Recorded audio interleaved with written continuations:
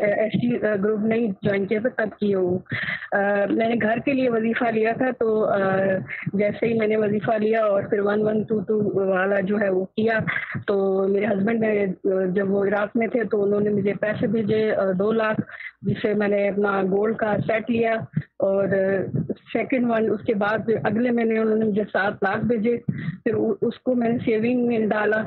अब फिर आहिस्ता आहिस्ता जब वो वापस आए, उनकी जॉब खत्म हो गई, तो फिर उनके पास 7 थी, उन्होंने मुझे नहीं बताई। उस वक्त हमारे झगड़े चल रहे थे। फिर जो है वजीफा, आपने जब आपसे प्री बुक पे बात हुई तो आपने या हमीदों का वजीफा बताया था, तो वो मैंने किया। तो उसके बाद उन्होंने बताया कि उनके पास सेविंग्स हैं, तो फिर उन्होंने प्लॉट लिया 30 लाख का। वो हमारा अभी माशाल्लाह प्लॉट भी मिल गया है। अब आगे जो है इंशाल्लाह मैं वजीफा कर रही हूँ।